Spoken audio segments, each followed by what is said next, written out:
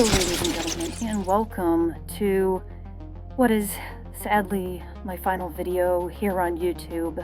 I am your host, Morrigan. So it has been a very long few months for me in preparation for essentially where my life is going from this point forward. And this video is going to be a pretty lengthy one, and it's going to be including two things. It's going to include my final reaction that I ever do, and we are going to be reacting to the Bricks and Minifigs most recent video with Reckless Ben, and my last gameplay of Doom Eternal, which granted is only like, still in the beginning portions of the game. But I wanted to say before jumping into the reaction that, I really appreciate you guys and, doing the VTubing thing for over a year has been so amazing because of you guys. And so this, with my also finale lore video, will be the final times that you actually hear me on YouTube. And I've said in some of my posts that I've made leading up to this point that there might be a point where I make like, a video here and there maybe. But overall, this is like the end of me being like a full-time VTuber, right? And, I'll still be, like, in the space of VTubing, like, in terms of, like, being in Twitter mentions and, discussions, as well as, of course, watching VTubers and being in, chat rooms and stuff. But in terms of me being in the quote-unquote spotlight or making content, it's over for me. And it's okay. With where my life's going and what I'm doing, like, I'm really excited about it, and I'm gonna be very busy. I'm gonna be very fulfilled with it, and like I said, the channel will always remain up so people can go back and watch, the videos. They're not gonna go anywhere. But I figured I would just kind of let you guys know that I'm just very grateful for you guys, and I'm, very happy to have a community. A very small knit community, and I'm just so grateful for everything. And with these being my past few videos, that's just enjoy it. I've had a lot of fun, making content, and it's a bittersweet ending, but I am happy to give you guys the last like big hurrah in terms of my videos. So without further ado, let's get into this final reaction. I'm about to go to court and I don't even know what I did wrong. Yeah, Bricks and Minifigs is making up tons of lies about me to the police to try to get me thrown in jail so I can't release my documentary about them. But the crazy part is I'm not even allowed to know what they're saying I did. Legally, I'm not allowed to film inside court, so I formally requested the audio, but since there was no visual, I hired an animator to animate over it. Right now, I kind of don't. I really like this art style. This is actually like really creative and kind of funny. It's like, yeah, we kind of like ran out of production budget, so we're just gonna, we're gonna artistically do this, right? So it's kind of funny how all that goes sometimes. I don't even know what I'm being charged for because all of the body cam footage has been redacted, and they say it's to protect the victims. However, I think there are some redactions that maybe don't make sense and that weren't to protect the victims, and there's some things being said about me that are redacted that I don't know about. I do have some concern in this case with the defendant representing himself. The allegations here relate to the fact that the defendant, he's a person he's a YouTuber, creates videos, publishes them online, and has been, if this defendant were to represent himself and we were to provide body cams and discovery, we would be now providing additional information and fodder for this defendant to create videos from which he could profit by placing them on YouTube at the expense of our victim. I have serious concerns for that. Did this judge really just say that Bricks and Minifigs, a big corporation, is a victim to somebody like Ben, who's a small creator? That has got to be the dumbest take I have ever fucking heard in my entire life. That's actually really aggravating. Yeah, the state of Utah is claiming that if they tell me what I'm being accused of, then I'll use it for content on my YouTube channel. And they can't have that. They're arguing to the judge that the best thing to do is to not let me know what's being said about me, which is very strange, but that's their argument. And just in case you haven't been following along with this whole Lego story, this is all happening because I stepped in to help a family who got their Lego collection stolen from a company called Bricks and Minifigs. And for the last couple months, this company's been doing whatever they can to get me arrested so they can keep all the Legos for themselves. And this isn't even just me speculating. One of their own employees literally told us what their plan was. I got a call from my boss, and it was like, how do we get them arrested? How do we Dang. get them arrested? But eventually, Bricks and Minifigs found out that I'm not just some random kid. I'm actually a YouTuber making a documentary on the entire scandal. So the YouTube guy is named Reckless Ben. I don't want to be on YouTube. Yeah, this is when things really started getting... Well, maybe if you didn't want to be on YouTube, you shouldn't have been stealing freaking Lego figures. Like, it's not that hard, dude. Maybe if you just, I don't know, didn't do that, you wouldn't end up on YouTube. What a scumbag. Crazy. Bricks and Minifigs went into ultimate defense mode and was going to do whatever it takes to prevent this documentary from coming out. First, the police got a call saying I had heroin on me. This officer is going to conduct the search of your person because these substances in the vehicle. Really? And obviously, they found nothing. But then they got a call saying that I was the one that stole the Legos. And I got swatted by the entire police department. Included in the warrant are Legos. And we all got arrested. But right when I got out of jail, I got a warrant for my arrest for some mystery crime that I committed. It seems like this guy might live in L. Yeah, this story is truly just completely insane with the fact that this guy's almost getting arrested and stuff for literally something that they can't describe. Like, oh, you committed a crime, but we can't tell you what crime you committed. It's just, it's unconstitutional, but also is it not only unconstitutional, but you can see the blatant corruption in everything. Like, it's not even remotely hidden well whatsoever. LA, or his last known address is in LA. Yeah, the police showed up to my house all the way in Los Angeles to arrest me without bail. He was like, just tell him he has a warrant for his arrest. But the police couldn't arrest me. And you're where he actually is? No idea. Okay. I was somewhere very far away. But anyways, back to court. The judge is looking at signing a protective order to protect Josh and all of his statements about me. If this protective order gets signed, then I'll never be able to find out what he's claiming I did. I got bad news. I don't think we have any more budget for animation, dude. Oh, shoot. So how do we animate this next court scene? I guess if we have to not pay the lawyers, then I guess the animation's more important, right? Yeah, we decided maybe the lawyers are actually more important, so... Yeah, the lawyers are definitely 110% more important than the animation. Plus, I'm actually enjoying the animation that we're getting. You know, it's a lot more creative. So, yeah, we ran out of animation budget. Sorry, guys. The court's inclined to sign this pretrial protective order unless you have an objection to it, Mr. Schneider, and the objection to such an order. Yes, I think there's a bunch of misunderstandings in this case, and so this person doesn't want to get exposed, so he's making up a lot of lies about me to order to like get me arrested before he gets exposed. So that's what this whole thing's about. However, before I was allowed to show any of the overwhelming evidence I have to support my claims, the judge didn't care about the evidence and signed the protective order anyways. Mr. Schneider, the court's going to sign this order and serve it upon you.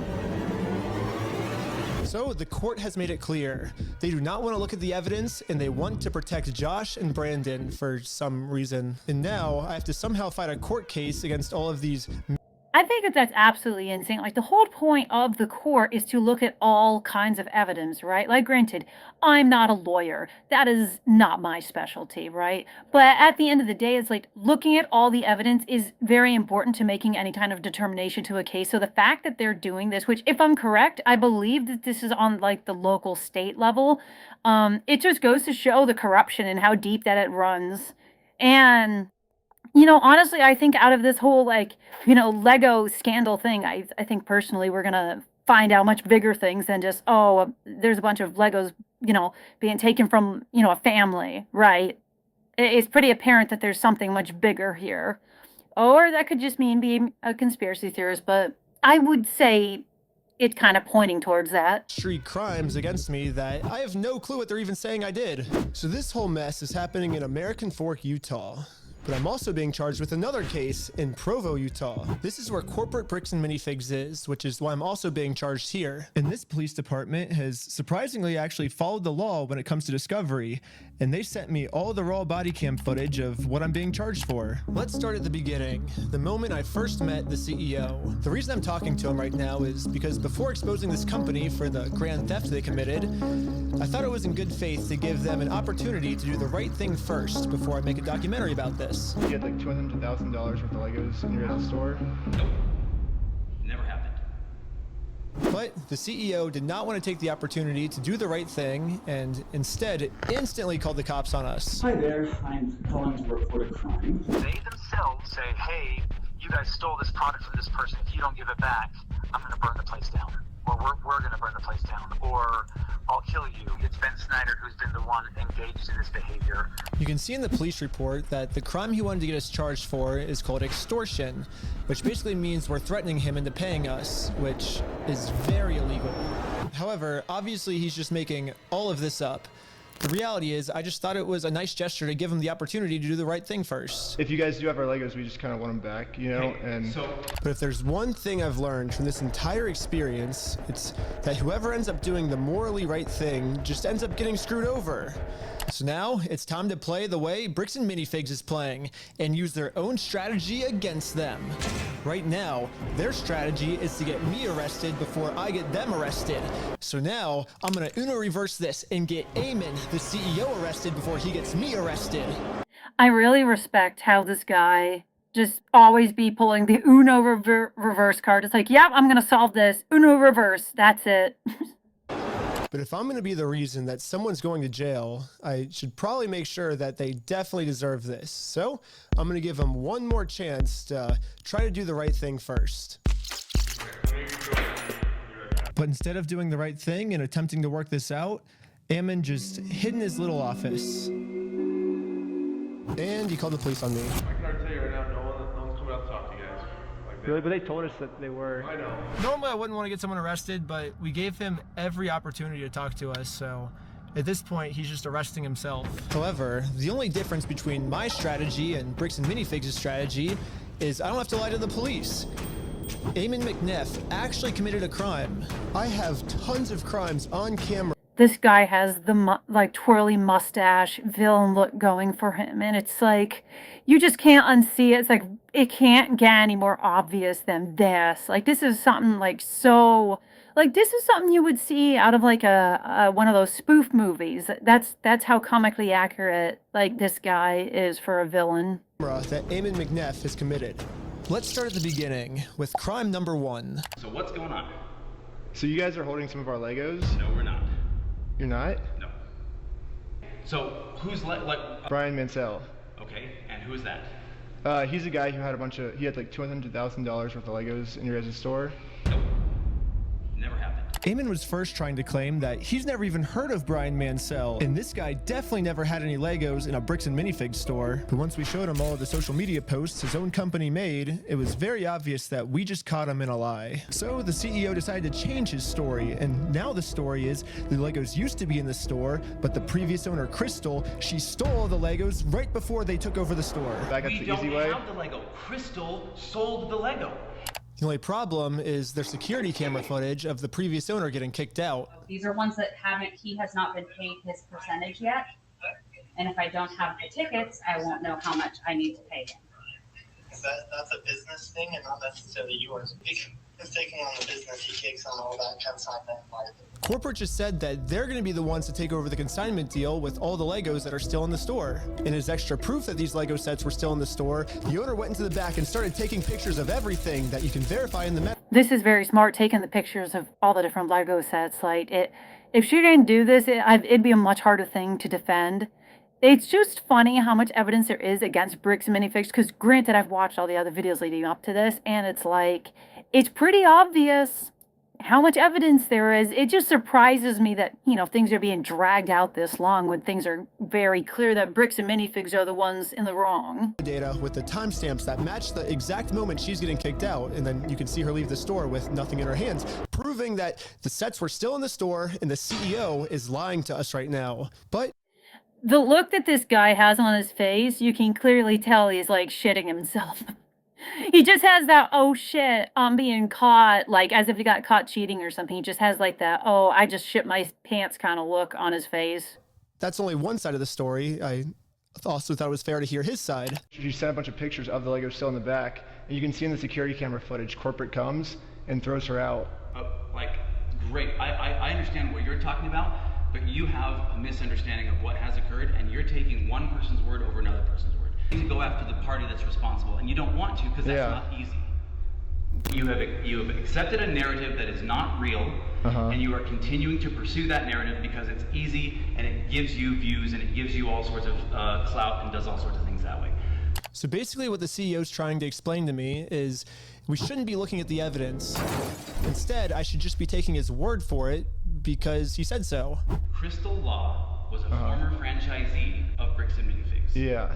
She took Mr. Mansell's Lego, sold it, didn't pay him, she has his money. But she sold his Lego, she has his money. To make it easier for you guys to understand the CEO's argument, we're going to demonstrate his argument with a little skit. Oh, that wasn't a backflip. No. Oh, are you sure? You have a misunderstanding of what happened. Yes, this is the exact argument the CEO is trying to make. Something we just saw in video, the CEO is saying never happened, which would mean the CEO's lying. And most people would agree that lying is morally wrong. However, if you lie about a crime, the way Eamon's lying to me right now, then that's not just morally wrong anymore. That crosses into new territory called illegal. The specific crime is called obstruction. If someone commits this crime, they can get arrested. We're at the police station, and we're going to charge them with a criminal crime, obstructing of evidence of a $200,000 theft. And good news for us, we found out last week that all of the police in Utah take obstruction very seriously here. The police arrested my friend Sheldon for obstruction just for locking his phone. Right now you're attempting to destroy evidence.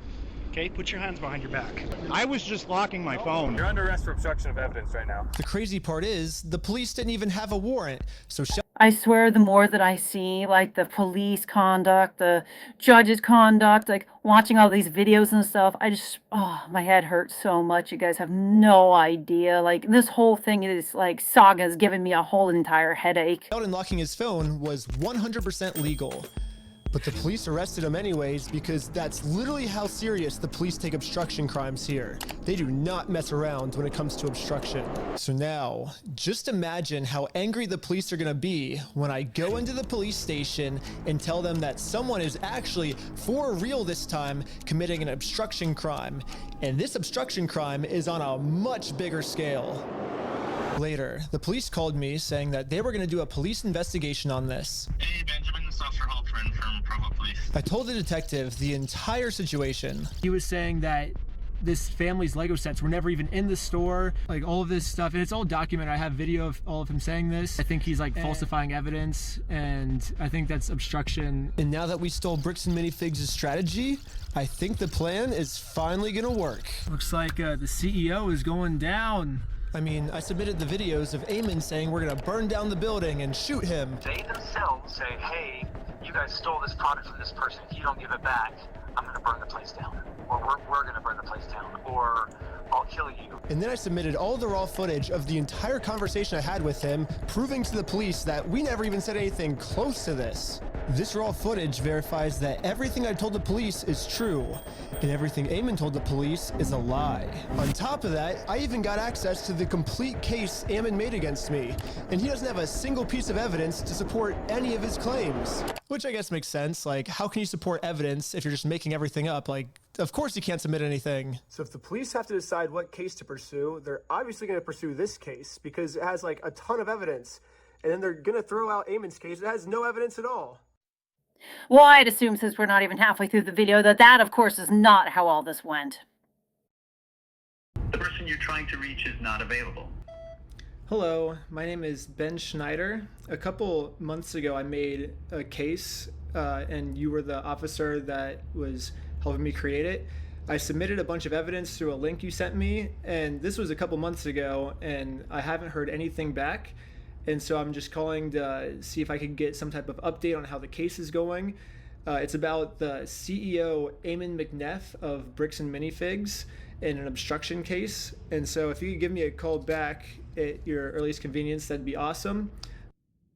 We're sorry, your call cannot be completed.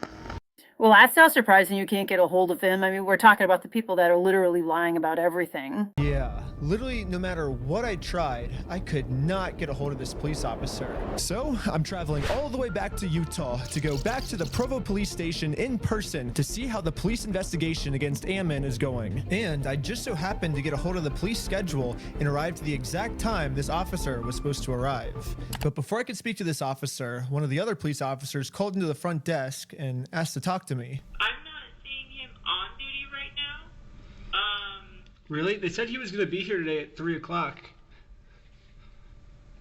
There's always the chance that they might have called out sick or something. Is there any way that you can like check if he's here, or? He's definitely scheduled to be here. Like I said, they might have called out sick or something. Are you able to look and see how the case is going? All I really want is kind of just an update on the case.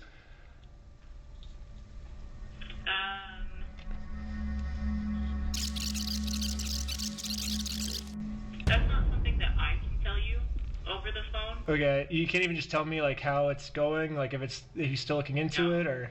No, I can't.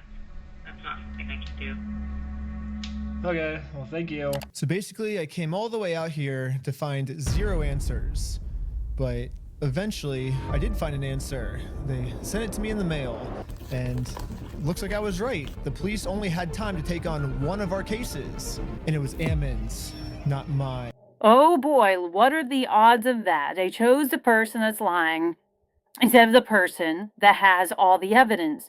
We are not surprised by this, I would say, chat, right? Like, that's just kind of how things go. We're not really surprised by this. Like, if you're genuinely surprised by this, I mean, clearly you haven't followed the story long enough. Like, especially if you watch, like, part 2 and stuff, like, shit got really wild in that. So, yeah, I'm not really surprised by this, though.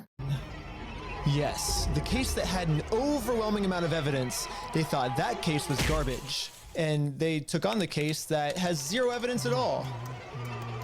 In the police body cam footage, after the police watched my full conversation, proving that I didn't threaten to burn the place down or literally anything, they even admitted to Eamon that there was no credibility with his entire case against me. We agreed that there really was no extortion code that would fit your situation. However, you know, at the end of the day, we do want to help you guys so you're not having to deal with this fool and all of his issues. We did find that there was another code that fit, and it's called aggravated commercial obstruction. The police just told Eamon that even though there's absolutely nothing to his claim against me, if they work together, maybe they can fabricate some type of charge. And then the whole, like, them coming up with a reason to put Ben in jail is just ridiculous. Like, but I'm not surprised, though, because they're scumbags. So, of course, they're just going to make up some kind of reason. However, the tricky thing is that we have to prove that this individual either entered or remains unlawfully on the premise. When he came to the property, did you have to ask him more than once to leave? Yes. Okay. You know, we're not leaving until we get it. And he's like, no. Like, So Eamon's telling the police that even though they continuously told us to leave, we didn't leave. But if we go back and look at the footage of what happened, this is the reality. So when they say go to corporate, how do we respond next time? I have no idea. You have to take it up with them. It's your thing with them. That doesn't involve us. Okay. As a separate business entity, you got to take it up with them. You got to resolve it with them. Okay. Well, thanks so much, guys. Yeah, thank you, guys. Good luck. Good. Sweet. Thank you. Hey, do you want to talk to them? They're on their way out. If you want me to grab them or not? I don't know. It kind of looks like the reality of what happened is we left too early for them. They wanted to pull us back in to keep talking to us. But we did show back up a second time, and to Ammon's credit, about halfway through the conversation, he did say that if we don't leave, he's gonna call the cops on us. You can leave. If you come back here, we will call the cops. If you don't leave right now, I will call the cops. So you don't want to do the easy way? And this is right after I told him you could do it either the easy way and just give us the Legos back, or we can do it the hard way, implying that we would take him to court. Which, by the way, this easy way, hard way thing was, I believe, was in the very first video that was put out. So, I mean, clearly we can tell that all this stuff is happening, like, back a few years ago. But still, I think all this is absolutely insane. So you're threatening me. I'm not threatening. We're right. Like, we have a right to the Legos, so we're gonna get them the easy way or the hard way. What proof of ownership have you provided to me that you own this Lego? I mean, I can give you proof if you want. Great, provide proof. But right after he says this, he's now asking us to provide him proof that we actually are entitled to these Legos, so we can't leave now because he just told us to stay and provide proof. And then at the very end of the conversation, he says this one more time. Okay, you've been asked to leave. Please leave. We have to leave? Okay. Well, thank you for working with us, and so see you later. Well, we have now all just seen the video footage of what actually happened. But now let's hear how Ammon describes it to the police. Guys, at this point, I've asked you to leave. Please leave. Well, you have to listen to us. You have to pay us this money. No, guys, you need to leave, and you're not leaving. But I asked multiple times. They did not leave. Looks like that might be a second-degree felony. He's facing felony charges. It is a felony? Yes. I love with how the last part she says felony, like it's a question, like it's a felony? Like she doesn't even know what she's talking about. That's crazy, man. Wow. This is, like this whole thing has been so tiring for me to watch. Because I'm just sitting here like, you know, at a certain point, you kind of like can predict what's going to happen next. Unfortunately, that's kind of like one of these situations.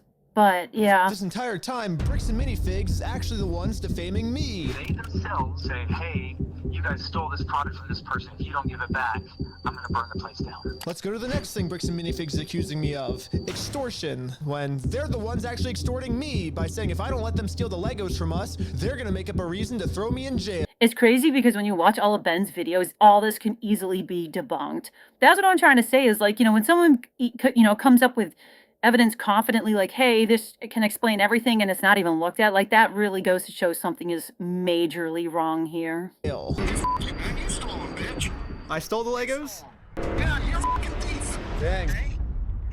Okay. You can shut the fuck up. That's your fucking choice. Bricks and Minifigs is also getting me for RICO charges. They're charging Reckless Ben for RICO. I think it is more likely that the police are guilty of RICO, right? And if you look at the CEO's previous businesses, he actually got sued for RICO. He's the one guilty of RICO, not me. They're also accusing me of sending a sniper to shoot out the windows of the McNeff house. You guys want to come to, you can see the window and see where they were shooting from. It could be a sniper point on the hill. When the police got there, they realized it was actually a construction worker who accidentally shattered the window. It seems more likely that it happened from construction work than it happened from some random people across the way. Okay, so this is another thing that I think is absolutely ridiculous, right? They're making a false allegation that Ben tried to shoot a sniper into the house to, I guess, like kill Ammon or whatever his name is, right? And that, number one, that makes no damn sense, right? Like, why is somebody going to go out of their way to snipe you for a situation like this? You know what I'm saying? Like, that seems like a lot of effort for something so small, like Legos or even $200,000 of Legos, right? And then the fact that the cops are just like, oh yeah, it kind of seems more like a construction thing. It's like, well, no shit, Sherlock. It's like, you really thought Ben was sending people out to snipe this guy? Like, come on, dude, let's be real about that. Like, it just makes no logical sense. But even after all this, they still go online and say it was me. He's trying to get Ben Schneider for, like, attempted murder. He's basically trying to set Ben Schneider up for attempted murder when meanwhile it was a nail from his own construction worker. So what's the moral of the story here? It looks like everything bad Bricks and Minifigs is doing, they think that I'm the one that's doing the bad thing. It makes no sense.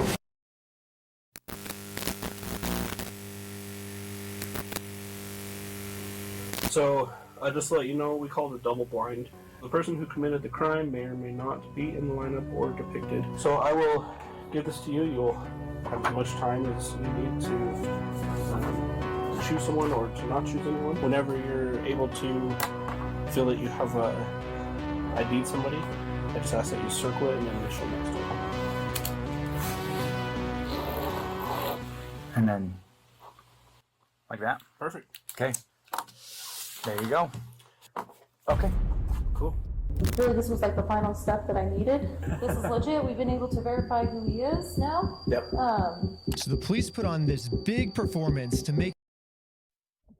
Imagine having the police working with the bad guys stealing a bunch of Legos. Wow, we are truly entering like video game / movie villain levels here. Yep, not really surprised. I feel like I'm saying that a lot this video, but like, you know, keeping track of the story, like most other people, you really don't get surprised by any of this at this point. Like, I remember watching part 2 and being pretty pissed off about a lot, but at this point, it's like, oh, yep, what a surprise. Oh, wow, no way. And we just knew it was, you know, gonna happen. That's just how it is. Yeah, and this is what I'm talking about with like the whole corruption thing. It's like, clearly there's corruption going on here. And like I said, if you even look at Ben's evidence, right, it completely contradicts everything going on here. Like, they're not even taking it into consideration, right? And so it makes sense why they're putting on like this charade or the sham, is because they're trying to make it look like they're doing their jobs when meanwhile they're not actually doing their jobs. But then again, as we've watched this entire video, right, and from, you know, the other videos that Ben has put out that I've watched personally, and I'm sure many of you guys have watched, like, it's very clear that these guys are the ones lying. But the question really becomes, right, at a, you know, certain point, like, how deep does the corruption go here? But ladies and gentlemen, that is going to do it for this reaction of the whole Bricks and Minifigs Reckless Ben situation.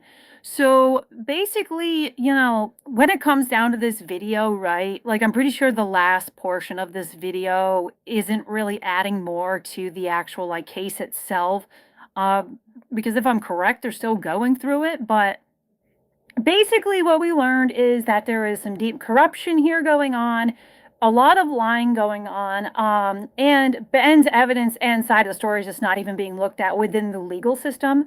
And that's essentially where all this seems to be at right now, from what I can put together, from what I've seen prior and in this video. So it is definitely very much a crazy, hectic situation. But ladies and gentlemen, you know, this was the last, you know, major reaction that I'm doing. And like I said earlier when I started the video, like, I'm just super grateful for you guys. And I'm just so happy that I was able to create this video for you guys. And, you know, so the way that this last video was supposed to go was supposed to be, well, a multitude of reactions, right? Like, quite a few, but unfortunately, there's been a lot of external factors, you know, with having to, you know, change with my job situation, right? And like having to move around, you know, go to certain meetings, get certain things set up and stuff, right? It's been a lot more hectic. And by the time I just get home, I just kind of am like, I'm just, you know, tired, and I just can't really get up to do the reaction. And you know, my gaming stuff I did like well prior, like I had that recorded and set aside for a while. But when it comes to this reaction portion part, it's you know, it was pretty hard to get together. And yeah, and the thing is, like, there's also like a bunch of like flooding going on right now in Texas and stuff. So like when I'm recording this is like during that, like the flooding period and stuff. And yeah, it's just been hectic between, like, you know, work stuff and, you know, having to deal with all that, and then the weather, you know, going on. Like, it's just been a lot. So that's the reason there's not like multiple reactions in here, which was the original plan. But unfortunately, things just keep changing at a rapid pace. And yeah, but I know that everybody, of course, wanted to, you know, hear and talk about the Bricks and Minifigs thing. So I was like, I need to do a reaction to that video when it came out.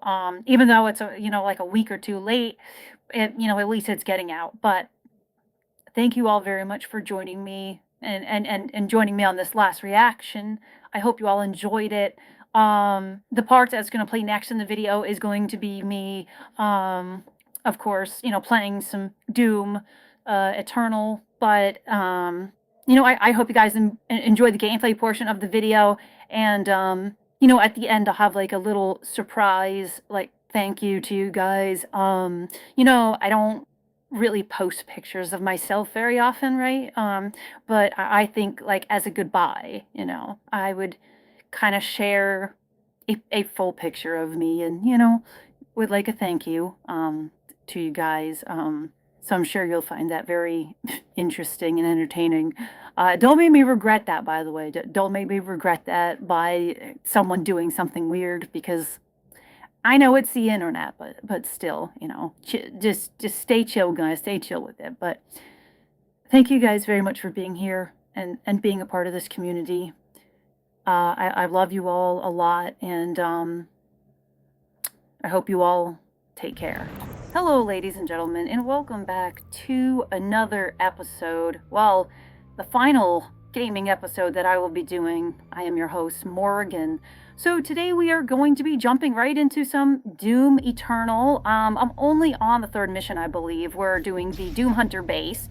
And I've been enjoying Doom so far. You know, it's really unfortunate that this is the last, you know, video I'm going to be doing. I mean, I'm still going to play through the Doom games, and I'm still going to, you know, play them through, but ultimately when it comes to actually like recording them, this is the last time I'm recording gaming videos, and it's honestly very bittersweet. Oh geez, I'm getting stuck by everything here. Not very good at the movement yet, which is kind of embarrassing considering this is mission 3. But yeah, no, so it's just, you know, pretty insane to think that we're already here, you know, towards the end of July, and you know, we have the final lore video coming out at the very end of the month, and you know, we've just been on this journey for a little over a year.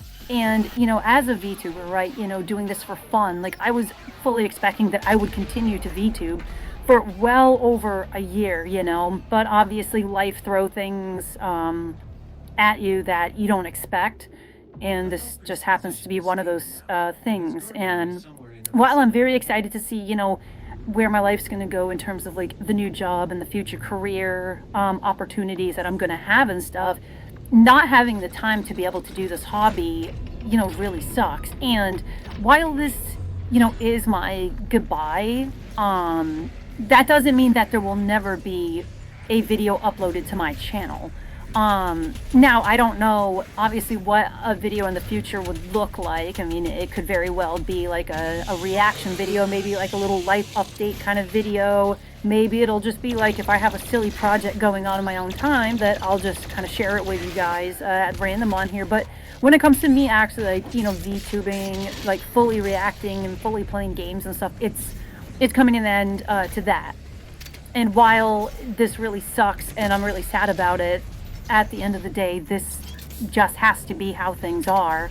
And as I've stated before, I could never make money off of this channel, right? Like if I wanted to make this my job, I couldn't. And going into making, you know, these videos, right, and gameplays and stuff like that, like I, you know, really enjoy it because I'm like, you know, I can finally bring Morrigan Ainsland back from the dead. But you know, my own version of her, right? Like in the beginning it was like, oh, I'm gonna do this as like a, you know, a fan of the character, but then I eventually wanted to make her like a version of her that is my own, and that's where the whole like, you know, warlord, you know, idea came from, and making her, you know, this character that was once a human being and no longer is a human being, and simply because she, you know, got trapped in this world and betrayed by her family. And so I wanted to have that unique take with her rather than just having it be like a carbon copy of Morrigan Ainsland from Darkstalkers that we know. And I really think that that creativity and that, you know, different version of her that I was able to create honestly made her feel more personal to me than even, you know, the Darkstalkers version of her, which I am a huge fan of, which, of course, you guys know. I said it like 50 million times.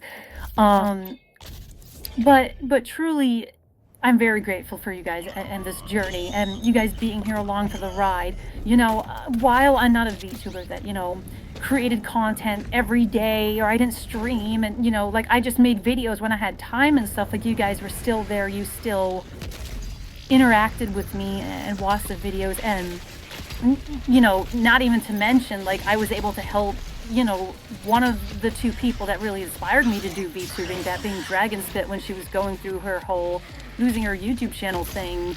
You know, it just kind of felt like I became a VTuber and was in the VTuber space long enough at the right time to bring awareness to that, which I think is honestly a blessing that I was able to do that, because, you know, if I didn't bring any attention to it, I don't know exactly how things would have played out when it came to her channel. And, you know, I found her on YouTube like all those years ago, and with finding her on YouTube, I was like, I was really, you know, devastated at figuring out, like, oh no, she doesn't have her YouTube channel anymore, and that's also like a big part of her income.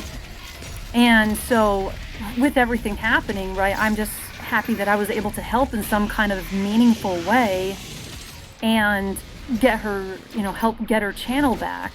And, you know, now that, you know, I'm going to be retiring from doing this, I'll be able to watch her YouTube channel, you know, when I can't catch her streams, which is kind of how it's been lately. Like, I haven't been able to catch her streams at all. I've been so busy. By the time you guys are seeing this video, like, I'm not 100% sure, but I'm pretty sure I'll be at Comic-Con at this point.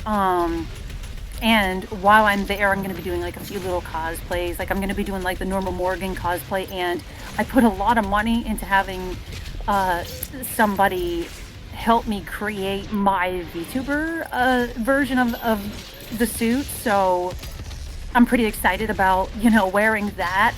I don't think anybody's going to notice me, like, you know, as like a VTuber. They'll probably just be like, oh, that's a really cool cosplay. But we'll see what happens.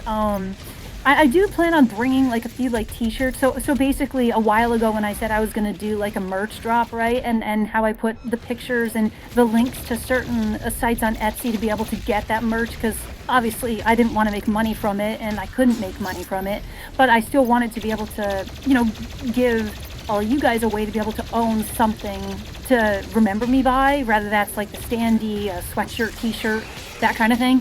And so I went and bought a few extra things, like a few extra standees and a few extra like stuff. So when I'm at Comic-Con, I can just kind of give them away to people, for whoever I see like that's a fan, and just be able to give back that way in person. So I mean, I didn't get like a lot. Like, we're talking like I might have ordered like a few shirts, a few hoodies. I mean, you know, because it tallies up at the end of the day, right? But money isn't really a huge problem for me. So, you know, I would actually argue that probably getting the standees is the more expensive thing actually than getting like the t-shirts and sweatshirts and stuff. And it definitely took a lot longer to come in. So I'm going to give those out freely to, you know, whoever I meet that are fans there. And whatever extra stuff I have left, I'll just give away to like some of my friends or whatnot. Just cause I just figured I, you know, would at least do this with going to Comic-Con, which I'm really excited about, because actually I haven't ever gone to a Comic-Con before. So sorry if I'm not really commentating on like the gameplay that much. It's, you know, I mean, unless something super crazy happens, I probably won't. I'm not playing on the hardest difficulty or anything, so I shouldn't really get rage baited by this game that much.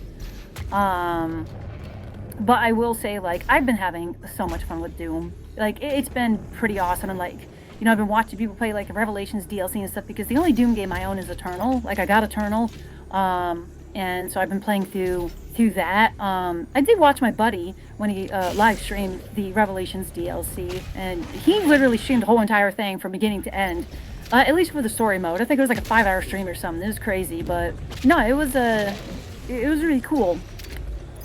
And so yeah, going to Comic-Con is something like, I wanted to do. I'm like, I'm going to be getting very busy. I'm going to be going on my new job and stuff. And really, this was like the last time that I could actually go do something before this new job started. So I said, you know what, screw it, I'm going to Comic-Con. And I know that they're doing like a huge Avengers Doomsday panel and stuff. Like, I mean, I don't have access to go to the Doomsday panel. And what I mean by I don't have access to it is, like, I don't think I'm going to be able to get in there because it's, like, it's very heavily packed. And not to mention, I'm not, like, a content creator for Marvel or anything like that, right? However, though, if I'm lucky enough and I can catch someone coming out of Hall H when they do all that stuff, then I can actually talk to them about it, which would be pretty cool. I know Dragon Spit's going to Off-Kai, which I think is taking place at the same time as Comic-Con, which I think is, pretty insane. It's like you get all these cons going on at the same time. But Comic-Con is something that, like, I enjoy. It's not the first Comic-Con I've gone to, but it's the first time I'm going to San Diego Comic-Con, and, that's, like, the big one. And so I'm just, really excited to see what that atmosphere is like. And like I said, I'm going to be doing two different cosplays, like the normal Morrigan one, and then I'm going to be doing my version of Morrigan's cosplay. So I'm going to be doing two different versions of the character, which is going to be pretty darn cool, and I'm super excited about. But of course, we'll see, if anyone wants to take pictures. I'm sure somebody's going to want to take a picture with me just because, I'm going to be a girl in a attractively looking outfit, let's say. So I have no doubt I'll probably have somebody want to take a picture just for that reason. But in terms of, like, actually being like, oh, I know you from YouTube, like, I very much doubt that. But now, it feels like, sometimes people are like, oh, yeah, like, I kind of know who you are, which is kind of insane to think, because, like, I mean, I'm a drop in the bucket when it comes to, like, YouTube in general, in terms of, like, people actually knowing who I am. But it still does surprise you sometimes when you meet that one person, they're like, oh, I know who you are, and it's like, it's really cool and stuff. But also with that, you also get the people that are, like, very critical of you or, like, don't like you for some reason. So, I mean, it's very much a double-edged sword on how all that works. I'm trying to think about what else is going on, because, like, when I start this new job, man, there's going to be so... Oh, ow, that hurt. Okay. Well, getting crushed by the map. So much fun. So, yeah, there's also the Halloween games coming out, which... That looks really fun, right? And I was thinking to myself, man, I would love to get that and play it. The problem is I'm not going to have time to do that. So, I mean, I have no doubt I'll get it at some point, right? But right out of the gate, though, probably not going to get it right off. But I would say, let's see. My schedule, this is kind of how I was looking. So once I officially start in the beginning of August, I'm actually going to be going overseas. Like, that, yeah, I know it's crazy. My first assignment's going to be overseas, and I'm supposed to be over there for probably, I think, 2 or 3 months. It really depends on kind of how our, partners over there, I guess, like, how everything goes. Or I'm not trying to give, like, too much away because, there's certain things I kind of can't talk about. But basically, depending on the timing of how their project goes, depends upon if I'm going to be there for like 2 months or 3 months, right? And so if it gets done within about the 2-month time span, and I believe the game comes out in September, I should be able to get the game around October and be able to play. So basically with how the new job thing works, right, is like when I go away for months at a time to do work, when I come back, I get like, a few weeks off, like straight up. And that's just simply because, I'm leaving, home for a while. And when I'm gone, right, like, yeah, I get to see like cool sights and go to cool places and stuff, but I'm doing a lot of work most of the time. And so when I get back from a trip like that, especially if it's like a few months long and stuff, like I'll end up, having to, or not having, but like they'll end up giving me like 2 weeks off and I can just relax at home and stuff. So kind of what it's looking like is pretty much around Halloween time is when I'm going to be able to get to the game and actually play it and stuff. So I'll be about a month behind on the game, but I mean, it could be much worse, right? So that's what it's looking like for Halloween. But then after October, right, you're getting in towards like Christmas time and stuff, and I know we're going to be busy for sure then. But I think that's going to be more on like a local scale, right? So I don't really have to worry about doing like any international travel or any crazy things like that when the wintertime rolls around, which is kind of nice. You know, I won't have to worry about having to be gone for such a long time and, you know, adjusting to like a different time zone and everything.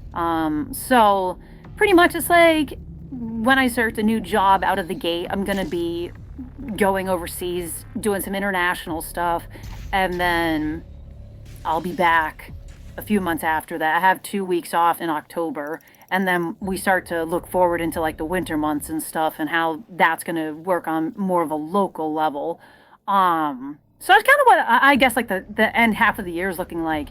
And unfortunately, I don't think I'm going to be able to catch Spider-Man before I leave. So I don't know how I'm going to manage to make that work, but we will see. If I actually get like a day off or something when I'm over there, then, you know, I'll go see it probably over there. But I don't think I'm going to be able to catch it here in the States before I have to leave. Because literally like the 31st, the day before, the end of the month, right? Pretty much I'm like in the process of going over there, right? Because I gotta be over there like before the 3rd of August. And so, yeah, I have such a short time frame on things, right? So when it comes to Comic-Con, it's pretty much like, you know, I'm gonna come home from Comic-Con, right? And then I'm gonna have to get immediately ready to go somewhere else. So yeah, there is no break period for me. Like pretty much like as soon as this new job starts, it's bang, bang, bang. Like I gotta go here. So yeah, I'm gonna be very, very, very tired, for sure. And it kind of sucks so in a way because I'm not gonna be able to catch like live streams. Like you know, my friend Aria, she streams, and I can never catch streams because I'm so busy. Like even right now, with just prepping to you know, go to Comic-Con and then of course having to go overseas and all of this stuff. Like I'm having to do all this like prep stuff priorhand, so I don't have time to watch her stream. So I try to watch her VODs. Same thing with Dragon Spit. I'm having to watch a lot of VODs right now because I just don't have the time to watch things live. And it really sucks, but at the end of the day, you know, this is how it is. And while these things are some of the negatives of it, the positives of doing this new job outweighs any of the negatives that I have with it. So yeah, I'm kind of just, you know, in for the ride right now. I'm just not so used to, I guess, being like all over the place like this. Like, I mean, I'm used to sometimes going overseas and stuff for like meetings and stuff like that, but like actually having a project where I need to be overseas and like within that actual company itself, you know, figuring stuff out, working stuff out is something a little bit new. Because normally, like when we do meetings and stuff, or we go overseas do meetings and stuff, like I'm there for like a few weeks or whatever, and it, you know, then we come back and it's not a big deal. But I mean, when you're talking like a month or two, maybe 3, depending on the scale of things, you know, it's kind of, you know, a whole different field than, you know, you're used to. So yeah, like I said, you know, with everything like that you want to do in life, there are gonna come downsides to that, and that's just part of it, right? Like I like traveling, but you know, I'm not somebody that likes to be gone from home more than like a few weeks. I think like once you get a few weeks and it's kind of like, okay, I kind of want to just go home and relax, right? But I mean, there's some people that just love traveling all the time and never going home. Me, I like to keep it like a healthy balance between the two. That's kind of how I try to run things in life. Just do it in a healthy manner where it's like half and half, or as half and half as you can get it. But when it comes to Avengers Doomsday, around then, because I think we'll be going on Christmas break at that time, so I'll be able to catch Doomsday in theaters, which is a very nice thing, you know. Let's see, what other games are coming out, or things that I'm looking forward to? Oh yeah, you have the Resident Evil movie coming out, which does look good. I saw that they put a trailer out the other day, and it looks very, like, creepy, It's very intense, right? It gets your heart pounding, and it looks really good. Like, Zach Kreger, I think, is doing a great job with this, but he did Weapons too, so I expect nothing but good from him. And, you know, seeing the trailer, I'm like, dang, it really sucks I'm going to be gone working when that movie comes out. But that comes out at the end of September, so I might be able to catch that once I get back in the States. So there is a possibility I'll be able to see that. Like, I'm trying to plan out, it's funny, like, I'm trying to plan out, okay, here's my work stuff, but here's also, like, my free time stuff, right? Like, I'm trying to plan everything out, but things definitely get, you know, overly complicated after a while. But yeah, so behind the scenes, pretty much you got all the stuff going on, right? Prepping for Comic-Con, prepping for, you know, going overseas for a few months, to help one of our partners out. It's a lot, right? Like, you know, when I said, like, I'm getting a new job and stuff, people probably, oh, you just got a new position, you're just gonna be a little bit more busy. No, like, I'm actually going, like, all over the place. So it's a little bit more than probably what people are expecting or thinking in their mind. And like I said, you know, if I could do VTubing and do that at the same time, I would. But, I mean, I struggle just to do VTubing stuff with the schedule that I did have, you know? And so with, you know, that being the case, I knew that when I got this new job opportunity, like, it wasn't going to happen. It was just impossible. There's just not enough time. And it's one of those things where you have to make sacrifices in life, right? And at the end of the day, you know, I have to make a living. And while I mean, you know, I'm getting paid fine with the current position I'm in, right? Like, I've always wanted to do traveling, and this job gives me that opportunity. And of course, you know, getting paid is better. I mean, with how the gas prices are and stuff, like, yeah, better pay is a very good thing, right? I don't think anybody's gonna complain about that. But ultimately, I do have to say that I'm excited to, you know, get this new job underway, but at the same time, I'm like, oh, I'm gonna be so tired. So it's like a love-hate relationship, I guess, right now, and I'm not even gone yet, right? I'm hoping, you know, that when I go to Comic-Con and stuff, like, it'll just take my mind off of everything. But yeah, no, I'm pretty excited. A little nervous, of course. I mean, you know, when you start anything new in life, you get a little nervous about it. It's just how it is. But you just got to do your best and stay on the grind as much as you can. And for those of you that I know are going to be sad that, like, once I'm gone, like, you know, don't worry. Like, my videos are still going to be up, right? They're not going to go anywhere. And there's always a possibility that at some point down the road, I will upload something to this channel. Like I said, could be a life update, could be a reaction, could be a little gaming video. Could be a movie review. Like, honestly, like, what I might do in the future is just post something random here at, you know, like, if I watch a movie or something, I want to do a little movie review, like, I'll just pop on here, do a little movie review and whatnot, because, like, you know, I'm still gonna keep, like, my Streamlabs and stuff. Like, I'm still gonna keep all my models and everything up, just in case, like, you know, I do use it at some point. So, I mean, all I'll have to do is, like, pop on the computer and I'll be fine. But yeah, like, I just don't want people thinking that, like, I'm gonna come back to VTubing on the capacity that I was. Like, that's not going to happen. And like I said, when I started VTubing, I thought I was gonna do it for more than, like, a year or two, but I didn't think I was gonna do it for more than 5 years. And that's me being honest. And that's simply because I have a job that I enjoy and a job that I like. But, you know, for me, it was just awesome to have the opportunity to be able to entertain you guys and to be a part of this community that I've, you know, been a part of in terms of watching for a long time. So I just want to thank you guys very much for all that.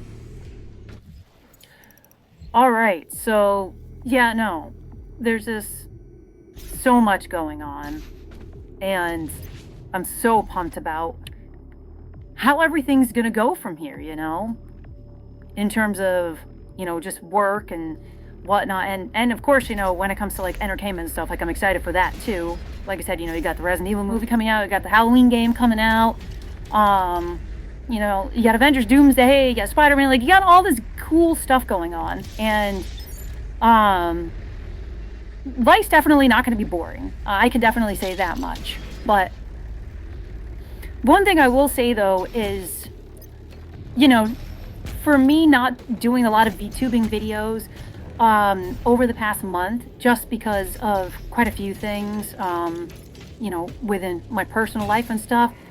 I think for you guys, you know, as well, it's kind of, I'm hoping that it kind of helps you guys be able to move on from my channel, because I haven't been doing videos over the past month, really, and that it'll be easier for you guys to move on once, you know, I get through doing this video and the finale lore video, because I don't want you guys to be sad, you know, like when any YouTuber, their career comes to an end, right? And I haven't even been on YouTube that long. So I would say for me to not worry about me and to not be sad about this. I know it's easier said than done because everybody has like their favorite YouTubers and they get attached, but I haven't been around that long. And, you know, I mean, I got a lot of great friends, you know, like Aria, Jay Cannon, Dragon Spit.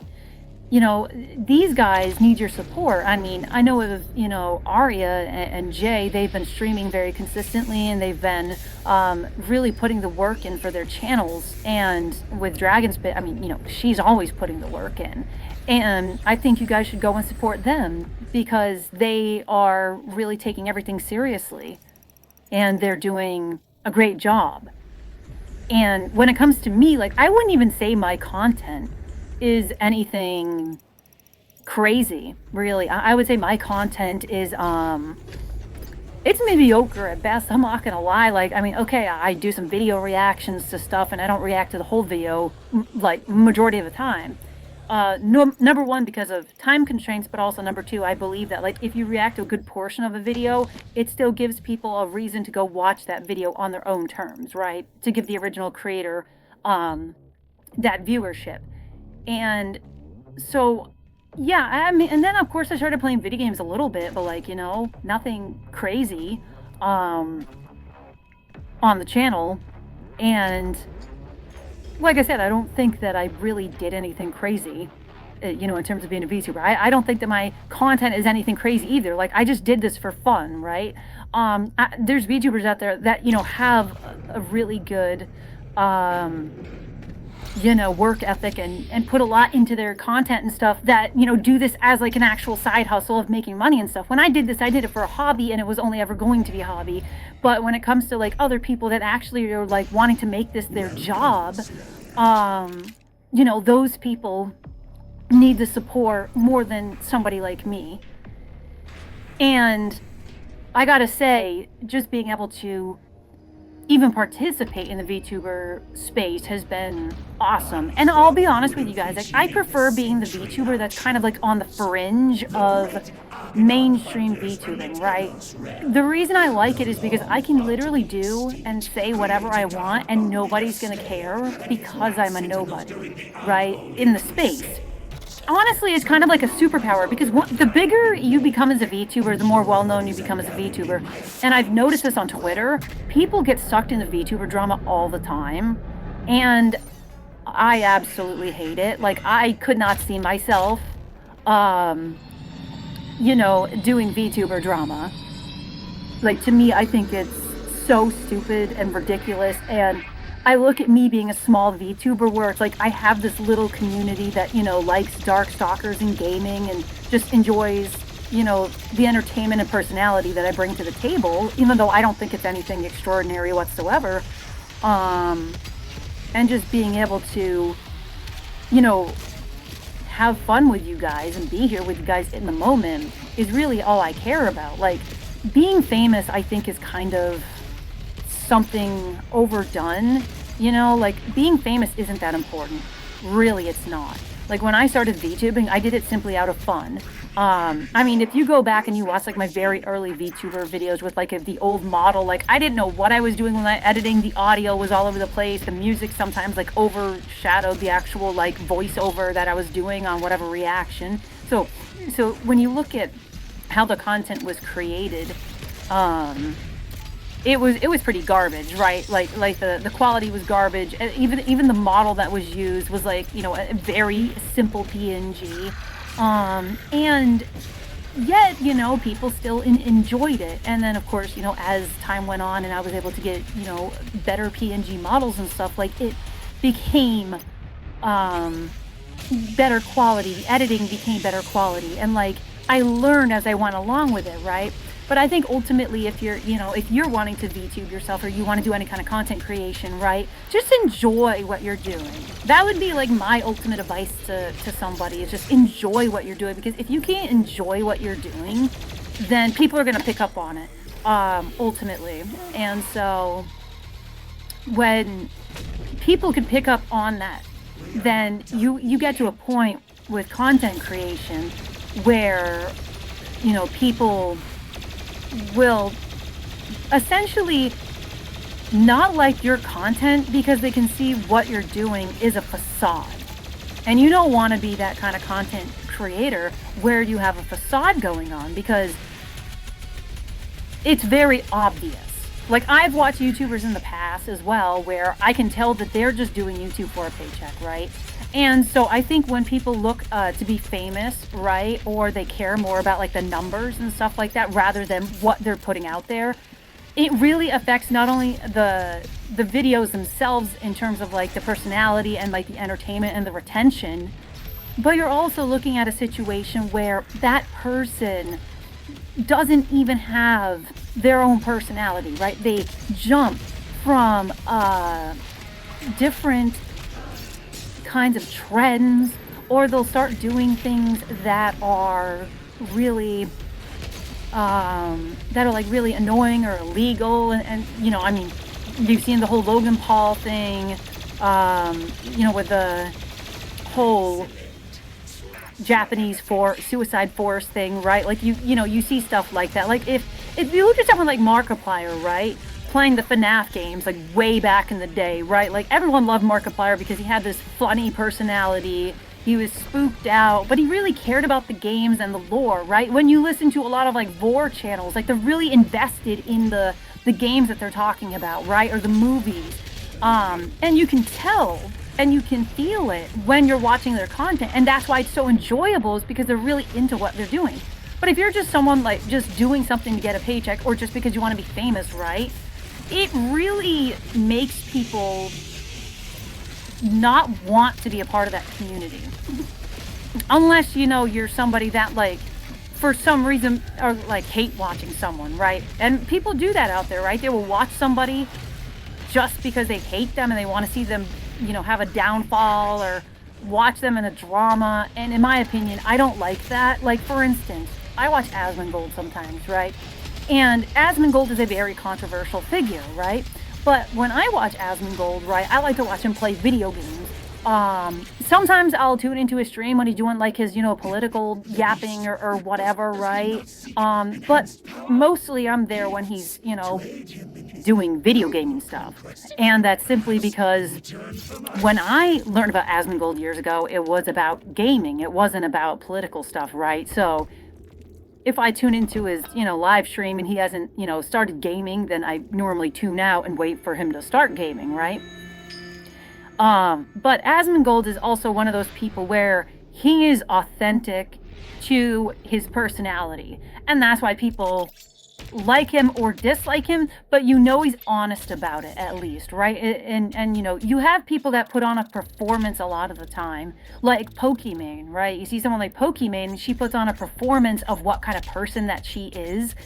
And because of that, right, the only people that watch Pokimane are the people that think that she's, you know, a pretty girl, and that's the only reason that they watch her. It has nothing to do with personality. And your personality and your genuineness will always, 9 times out of 10, will carry you through streaming or content creation. Like when I do this because I enjoy it, right? I enjoy the topics that I talk about. I enjoy gaming and stuff, and that's why I do it. But obviously, if I didn't care about what I was talking about or doing, nobody would be like, I'm gonna subscribe, I'm gonna watch your channel, I enjoy your content. Nobody would be saying that to me whatsoever, right?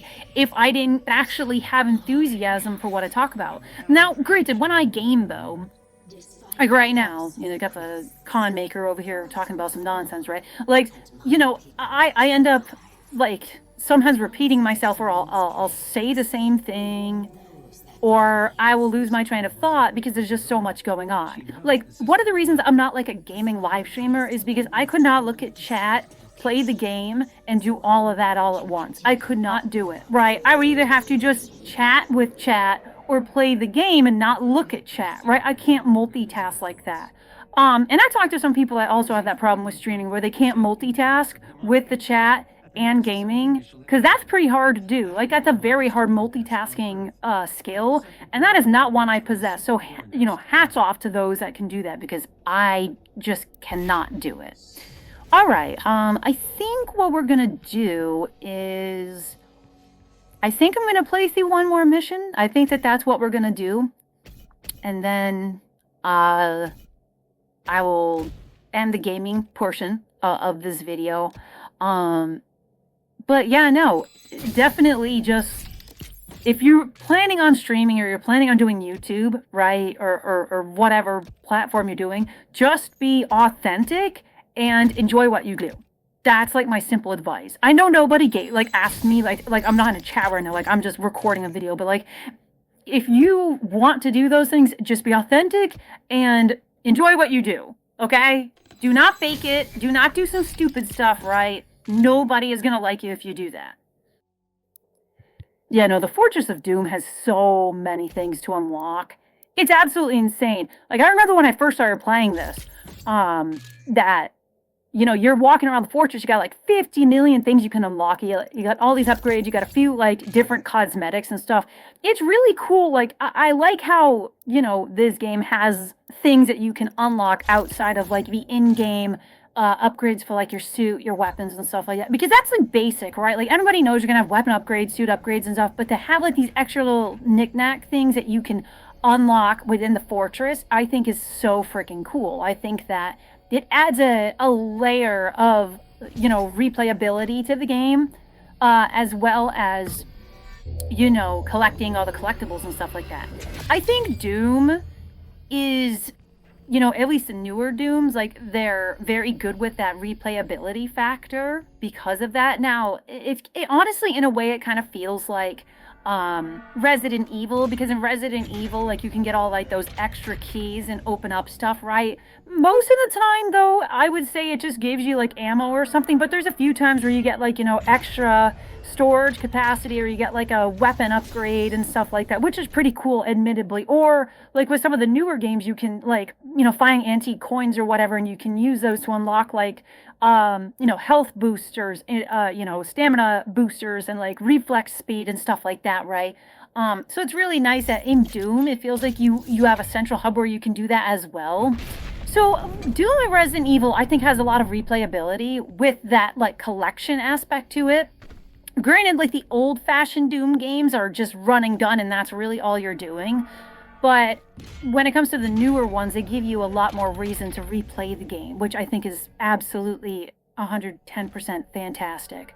But yeah, no, ultimately, when it comes to the Doom games, I've just been, you know, having a blast playing them, right? Playing through, you know, Eternal has been a unreal experience. I mean, as you can tell when I'm playing, like, I'm not the fastest in terms of, you know, swapping in and shooting, right? Like, I know people, when they talk about the Marauder and stuff, they're like, yeah, you need a weapon swap really quick to fight the Marauder and stuff. And, you know, my buddy that plays Doom, like, he is, you know, pretty much a pro at it.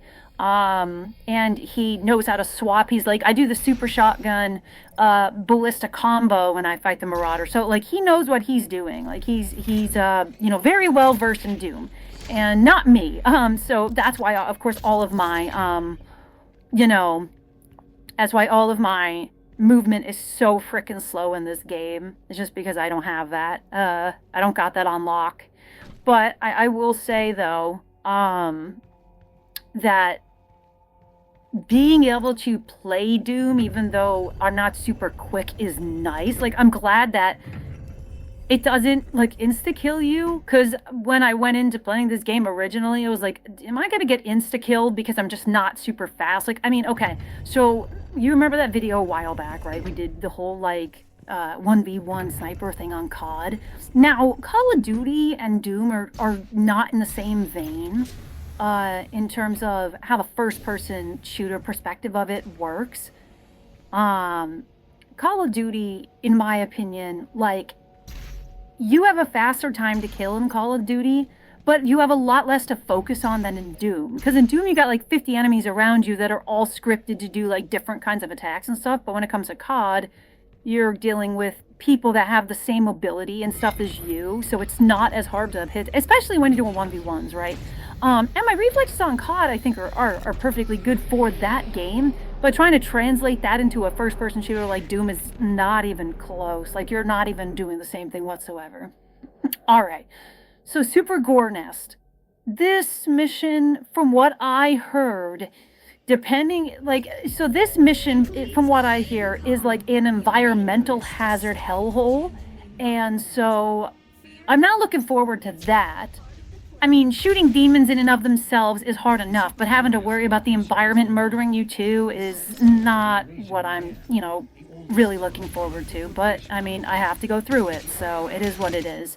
But yeah, I think when it comes down to, Doom and other video games like Doom, the faster paced games, so you got your Wolfensteins and stuff like that, you really got to be on your toes. I mean, even on the easier difficulties, right? Like, you still need to be on your toes. And this Doom game, out of the new trilogy, is considered to be, like, the fastest pace, because you have the boost and the meat hook and everything. But that doesn't make me necessarily a bad or good player. I'm just not super fast.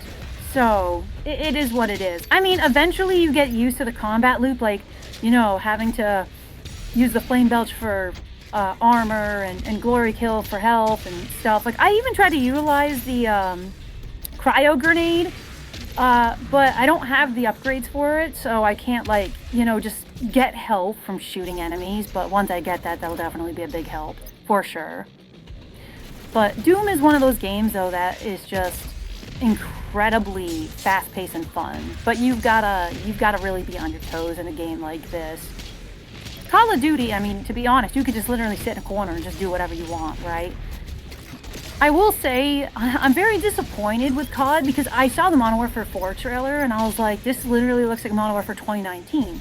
Like, Black Ops 7 has more personality than Modern Warfare 4, in my opinion. Like, even though it's basically Black Ops 6 2.0, it has a feel and an art direction that is distinctly different from Black Ops 6.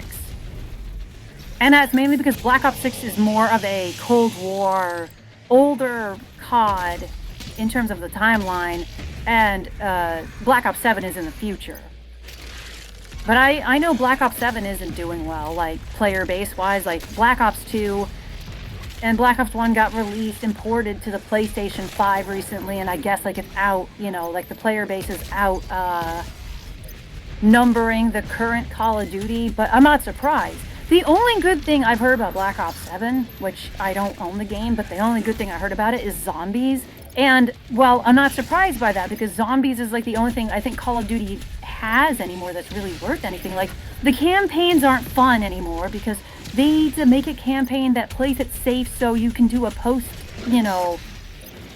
release story. And ever since Modern Warfare 2019, that kind of killed the purpose of a Call of Duty campaign, because it's like, well, the campaign's got to end with a good ending, because if it doesn't, you can't do a post-game story. And so, it's basically like a setup for the seasons after and the story they're trying to tell with that, right? It's like a big convoluted setup to get to that point. Where for those of you, the OGs, playing, Modern Warfare 2, Black Ops 1, Black Ops 2, and you play those campaigns, right, they have a story that has a beginning, middle, and end. There's a conclusion to the game. And with the new CODs, they aren't. They just give you a campaign to introduce the world that the post-game story is going to take place in. And that's all that they do. And it's so annoying. Because all I want to do is play a story from beginning to end and not be basically playing like a super long intro.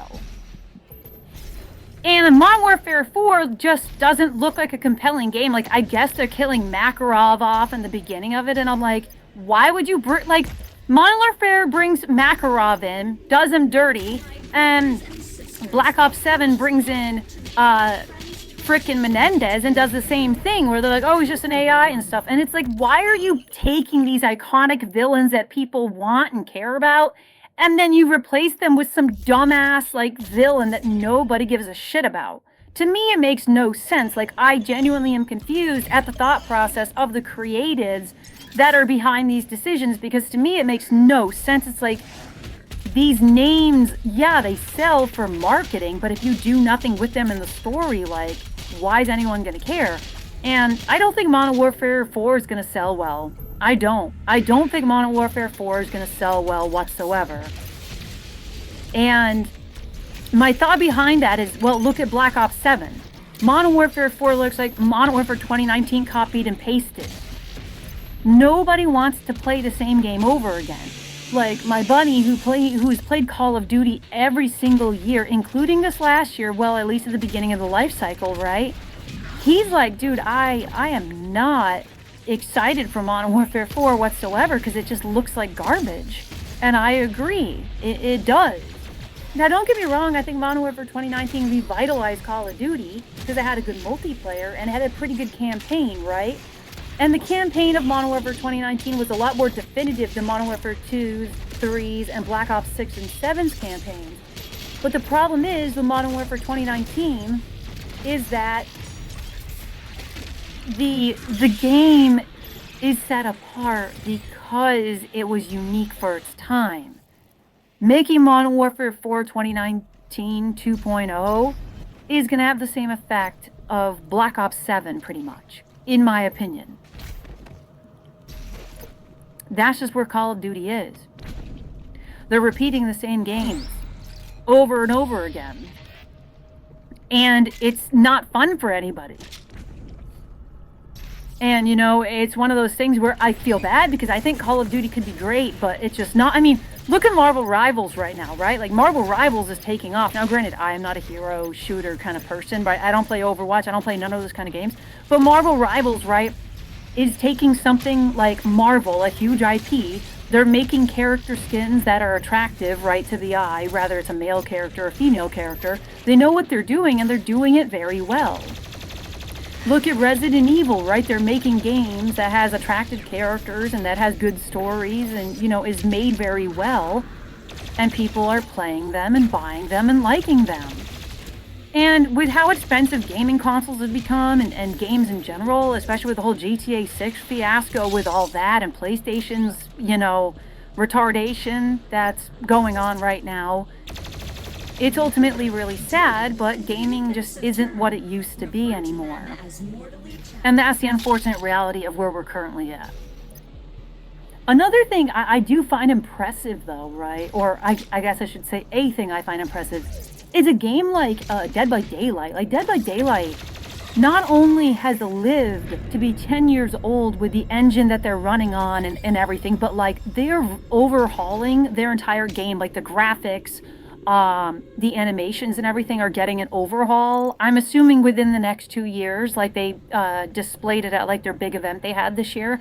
And when you look at asymmetrical horror games, like really only Dead by Daylight and Friday the 13th, they're the only games that did it right. Friday the 13th, if you want my opinion, is a game that could have survived. The reason it simply didn't survive is because Friday the 13th had the whole lawsuit thing going on. So they had to shut the game down because of the lawsuit. It had nothing to do with the game and, you know, what the game is worth or anything like that. It was simply a lawsuit that made it so the game could not function and continue. And it's really sad because, if you want my opinion, I think Friday the 13th was one of those lightning in a bottle games. Like, it was a goofy game. Like, okay, it was a Kickstarter game. It had a lot of glitches, a lot of bugs. The animations were so stiff. But there is something so iconic and so, like,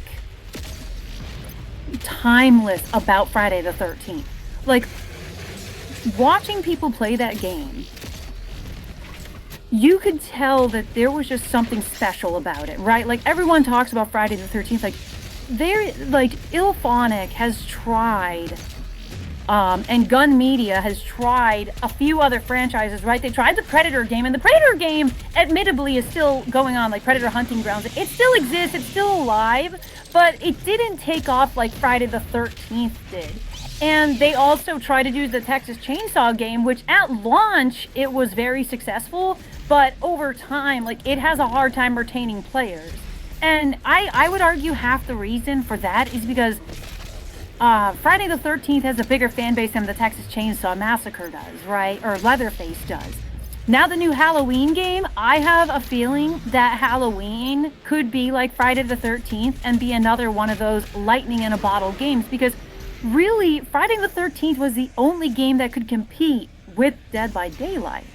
And while the games were both asymmetrical horror games, they played very differently. Like, Dead by Daylight really requires you to have some kind of skill of the game's mechanics, looping, paletting, right, and as a killer, like how to be able to avoid those barriers to be able to pursue targets. Well, with Friday the 13th, like, really, because of how stiff the game was with the mechanics and with how simple, I guess you could say, the game's mechanics were, like, there was really no skill gap in Friday the 13th. I think Friday the 13th was simply luck-based. I think anybody playing Jason, if they have, like, any kind of brain cells, can literally win the game, as long as they utilize their powers well, and utilize, like, their traps and throwing knives and stuff. But I've seen people play Friday the 13th, and they choose the dumbest characters, right? Like, there was a point in the game, though, however, where basically survivors could just infinity knock out Jason, and it would ruin the game for Jason, and then eventually they basically made it so you couldn't team kill. That was another big problem the game had, where, you know, you can't team kill, you can't do all these things.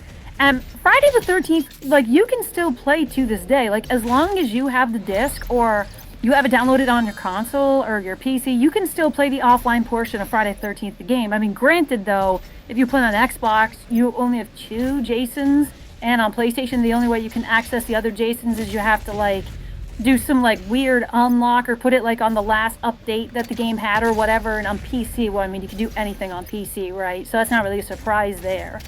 But ultimately, that game, to this day, still lives. But I think Halloween is going to be one of those games that succeeds like Friday the 13th, and I think it can be a direct competitor with Dead by Daylight. My major issue with Dead by Daylight is simply because you're playing as the killer and you have to hook people before you can kill them, unless you have, like, certain mores or powers, right, to do so, which Jason and Michael Myers both do have. But it can be annoying, like, especially if you get, like, infinity paletted, or people take out the hooks before you get there, or they flash you repeatedly. Like, things, in that game, I think are very stacked against the killers in a lot of aspects, right? Especially if you're playing against people that know how to loop and palette and do all that. But the game is fun. I just think when it comes to something like Friday the 13th, right? Like, for asymmetrical horror games, like, that game could have survived to this day if the lawsuit didn't happen. Now that Halloween's coming out, I think Friday the 13th at this point would definitely lose steam, and Halloween would definitely overtake it. But I think Friday the 13th could still have a huge player base if that game was still up and running to this day. And Dead by Daylight, I think Dead by Daylight could literally go 20 years plus as a live service game. I think Marvel Rivals can as well. Like, with Dead by Daylight, right, there's a lot of franchise killers. You can pull anime stuff in there. Like you can do so many different things with Dead by Daylight in terms of what killers you pull, including their original killers. And I like the idea with Behavior and how they made, like, the casting of Frank Stone game, and now we're going to be getting a Frank Stone chapter next year. And granted, I think it's quite late for that. I think they should have capitalized and done, like, a simultaneous or, like, a staggered release where they did, okay, casting of Frank Stone comes out, but in 2 to 3 months from now, we're coming out with a Frank Stone chapter. I think that would have been the better move than waiting, like, 2 years after the game came out. But better late than never. But I thought that was really cool, like, to get you invested in the new killer for that game's update. You have, like, this new game that comes out that introduces that killer in that world. And it's a completely different kind of game. Now, granted, I understand they can't do that for every killer that they make, but, right? Doing that with like a big killer that they really want to make an extra story for, I think is a cool idea. But I understand maybe, you know, logistically, it's not really feasible. But I like that idea. I thought it was a cool idea. But ultimately, I think that when we watch the gaming industry as it is, a lot of the games that are performing well are either games that listen to the community and the feedback of the community, or the games that actually are fun to play mechanically. And if you look at Eastern Studios, you know, the ones behind games like Marvel Rivals and stuff like that, they're excelling. Like any Asian studio out there is succeeding. Stellar Blade is a success. The new Stellar Blade, I have no doubt, will be a success. Marvel Rivals is a huge success. You know, the Resident Evil games are a success, right? You look at what Eastern game studios are doing, and they clearly have a winning formula going on, where Western studios don't. And it's unfortunate because I think Western studios could compete in the market, but I think it's because of ideology stuff. Like, instead of caring about gameplay or story and caring more about, we need to deliver a message because that's what's socially acceptable, or this is what socially people care about. Like, bro, you're making a video game, you know? Like, I don't care about a message. I just want to play a fun video game. And that's, I'm pretty sure, what everybody else is at. It's like, yeah, I want to play a fun video game. Like, look at the new God of War Laufey game. Like, I'm going to be honest with you, the game doesn't look fun. Like, why is there a cube? Why is there a cube in a game where you're fighting, you know, different pantheon gods? Like, it makes no sense, you know? To me, it's not fun. Like, I think that that's so stupid. Ultimately, though, I think at the end of the day, Western studios need to just go back to making fun games that people actually want, take notes of what Eastern studios are doing right, and just get competitive again. Like, it's really not that hard. I mean, it's putting 1 + 1 together. It's really not that hard to do. But at the end of the day, I think what people need to focus on when it comes to the gaming industry, like as a consumer, is buy the games that are actually worth the money. Like, is GTA 6 worth $80? I mean, yeah, probably, but I don't think it's a good practice to buy something and be like, oh, well, it's worth it because it's Grand Theft Auto. Because at the end of the day, that's just going to tell other game studios they can charge you an arm and a leg for subpar games that are not Grand Theft Auto quality, right? And like me, like, I want to play GTA, but I'm not going to spend $80 on GTA. Like, what I'll probably do is wait for the online portion to go separate, you know, on sale separate, and just buy that and play that, because, you know, I'm not going to play the campaign once I beat the campaign. Like, I'm just going to play it once, and then I'm going to go right to online, and that's where all the time is going to be invested. And I think, ultimately, that if you're trying to save money, just do that. Just play the online portion when it comes out.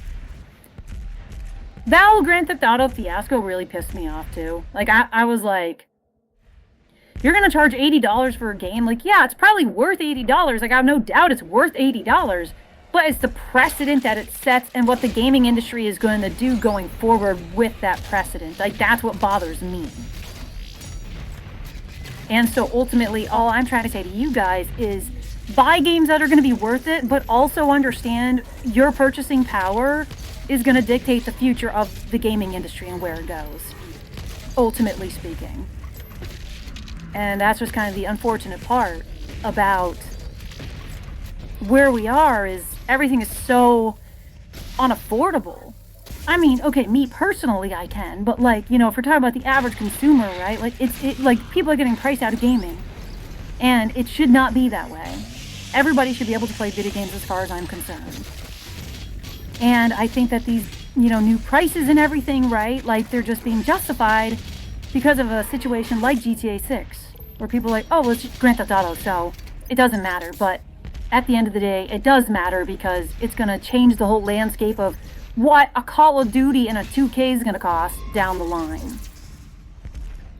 I'm not going to lie, this combat trial has been kicking me. Like, I've been sitting here yapping to you guys this whole time about, you know, the gaming industry and stuff, and, you know, this whole trial is pissing me off, because it just seems like I can't beat it. Like, why? Why is it like this?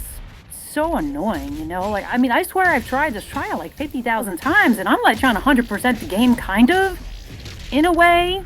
At least a combat encounter, so that way I can get, oh, finally, there we go, and get those extra, you know, weapon tokens. My goodness. Well, glad we got that done.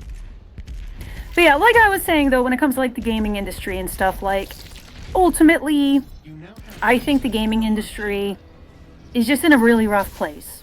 I think the gaming industry can recover. Like, I'm very hopeful and optimistic about it. It really just depends on, do the people that run everything want things to get back on track? Or who makes the games, or the publishers and stuff like that, right? I did hear some good news, though. It looks like, you know, NVIDIA and all those other companies are going to have to start making, like, RAM and stuff for consumer goods instead of fully investing in AI, which is a good thing, because that means that the prices should be coming down. But ultimately, though, I will say, with that being said, you know, time will tell exactly how all that's going to play out. I think that when you're looking at the whole AI situation, right, like, it's annoying, but I get parts of it that are, like, useful. Like, for instance, right, like, I think if you're somebody that uses AI to, like, help you make a thumbnail, right, or if you use AI to, I don't know, like, get, like, a quick little picture PNG for a project you need or something, I don't think it's a problem. But I don't think, like, every single thing should be made by AI, right? Because I think there's certain things that human beings can only create that AI cannot create.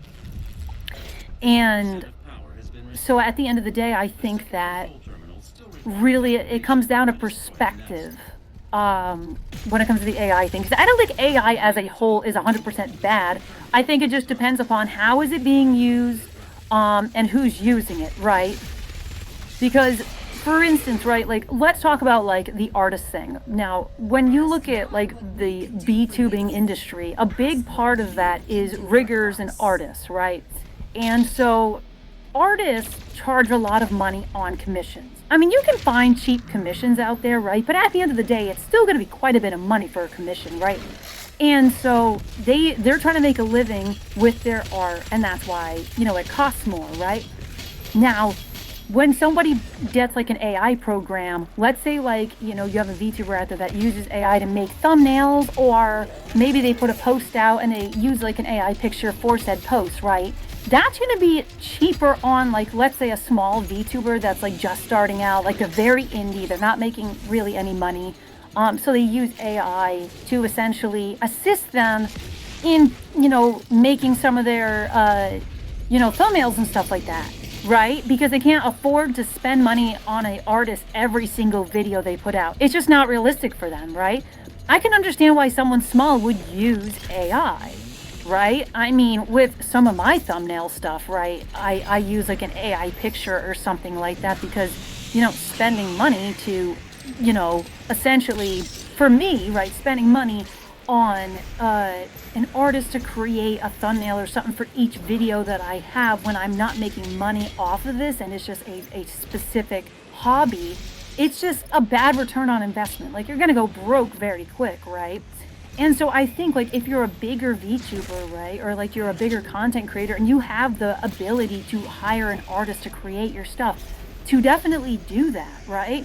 But if you're a smaller VTuber or a smaller content creator and you want to use AI to make your thumbnails or to, you know, get a stupid PNG or something, right? I don't think that's a problem. I think it really comes down to, right, what is cheaper for you to afford in the time period of being a smaller creator. Because like if you're a big creator, you know, and you make a lot of money off of VTubing or like content creation in general and you're using AI, okay, well that's, you know, that's a little bit more problematic because you do have the funds to be able to support an artist. But if you're somebody that like works a 9 to 5 and you're trying to get, you know, your VTubing channel started, or you're trying to get a content creation channel started and you don't have the money to spend on an artist, and all you can do is buy an AI program and, you know, type in prompts to get you something relatively that you need for like $15 a month or something, right? Like that's like, you could get hundreds of, you know, thumbnails out of that $15 subscription a month, as opposed to, you know, getting 1 or 2 thumbnails for, you know, more than that, right? Price wise. And so when I look at the VTubing industry and I look at AI, I'm like, I don't think AI outright is bad. I just think it depends upon how big is the VTuber / content creator, right? How much money are they making off of content? And can they afford to spend money on an artist every single time they need a thumbnail or they need a PNG or a piece of art, right? And this is coming from somebody that spent like, what, $400 on 3 PNG models, which in all retrospect is pretty dirt cheap, right? I mean, 3 models for about $400 is not bad. And that, of course, was by Red 5. And as you guys can see, she did an amazing job with those models. But at the end of the day, when we're talking about like AI and stuff, right? If you're spending $400 like each paycheck you get, and you're like a 9 to 5 worker, you know, you need to pay your car payment, you need to pay for your groceries, you know, your bills and stuff, and you're not going to have that kind of money to be able to buy a model or to buy, you know, a thumbnail from somebody. It's just not feasible. And so what do? You turn to AI because it's a cheaper alternative, and you can get a lot more thumbnails and stuff from AI. Now, I know among artists, right, that's going to be like a very big point of contention, right, is someone saying, well, why don't you just pay an artist and not use like AI slop? And to that I say, well, what if someone can't afford an artist? Like, artists are trying to make a living and that's why they're expensive, but people are having a hard time just living off of their, you know, normal paycheck. So naturally, those people going and getting AI programs to make stuff in their early stages of content creation where they're making next to no money off of that content creation or no money off that content creation, like, yeah, it makes sense why they would choose to use AI tools as opposed to spending a good chunk of their paycheck on art. And I know that that's kind of controversial in the VTubing space, but I'm just being realistic about it, right? Because as somebody that has observed all this stuff, right, and knows people that are, you know, in the bigger VTuber range and the smaller VTuber range, I look at it like that, as like, if you're a small VTuber and you're just starting out, then use AI programs to get everything you need. And once you actually make a good enough amount of money where not only can you afford your living, but you can afford those bigger upgrades, right? And you can afford to, you know, pay an artist and support artists, then do so. But I think when it comes to artists, like shaming people for not being able to afford art, it doesn't make the business practice look good. And then there's also the other side of that too, where artists will basically like cancel projects, or the artists will not fulfill the projects or come up with excuses why they can't fulfill it on the time requirements as well. And so from the consumer standpoint, it's like you're spending all this money, but now your project is being constantly delayed, just further and further, even though you spent all this money on having your project be completed by a certain amount of time. And I can understand those, issues as well. So it's like it's a double-ended issue, because, you know, you have artists out there that are really good at what they do, like Red 5. They get their projects done on time, and they fulfill your order, you know, to better than what you expected. And yet there are artists out there that do the complete opposite, and it hurts the good artists because it gives a bad reputation. But like I said, when it comes to the AI thing, there's so many factors to it. There's the economics of, you know, how big is a creator that is using the AI art, right? Are they big? Do they have a lot of money? Do they work a 9 to 5? Can they afford art, right? You have that question of it. And then you have the question of, is the artist themselves meeting their deadlines? Are they creating the art that they say that they're, creating, right? And so there's a double-ended factor to it. And I look at it from a multitude of angles of like, should such a creator use AI art and should they not? And I think it comes down to how big of a creator are they? How much money are they making? And, the artists that they, purchase a project from, are they keeping up with the terms that they set when you commission them, right? So I think it's a multitude of different levels that you need to look at when talking about the whole AI versus artist situation, especially in the VTuber space. Because I think you just kind of get to a point where everyone's complaining, like, the artists are like, oh, AI is slop and it's terrible and you should never use it. And it's like, like you're an awful human being if you do.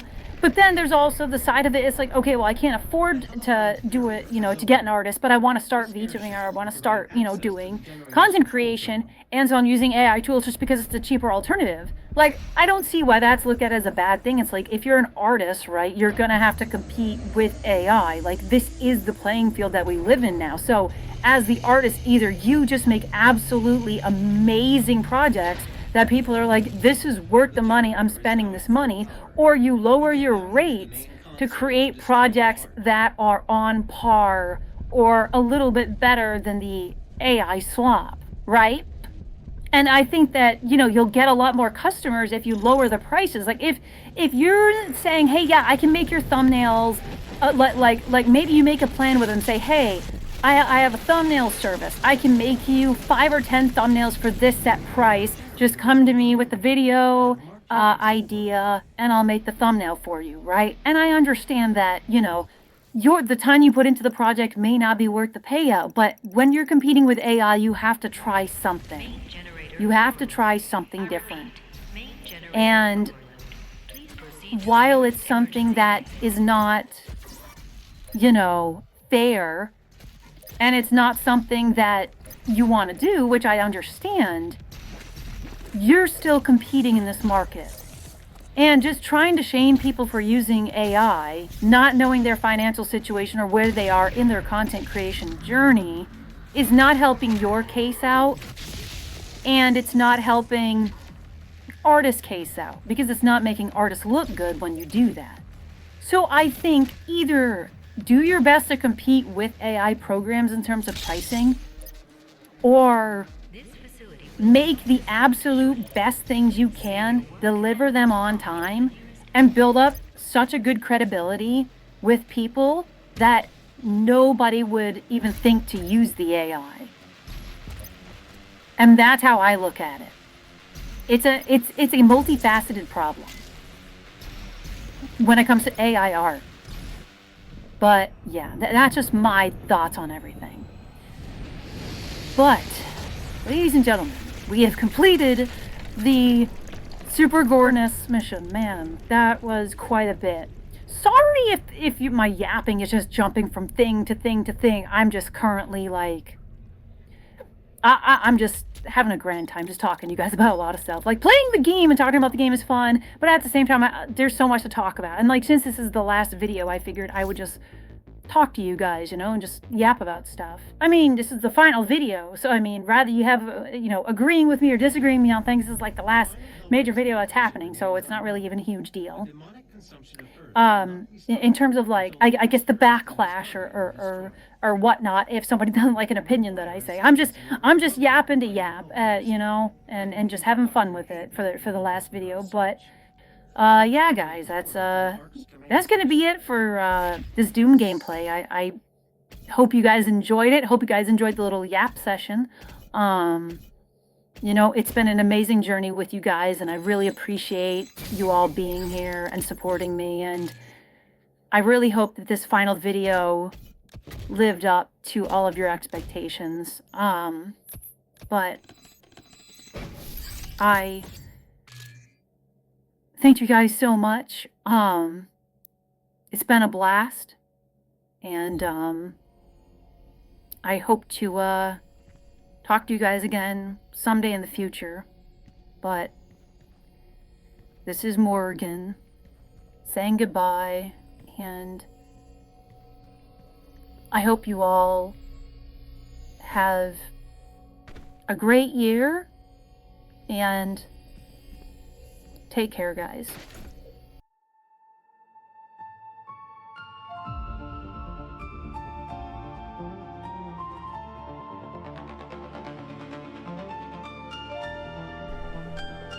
Care to join me for a drink?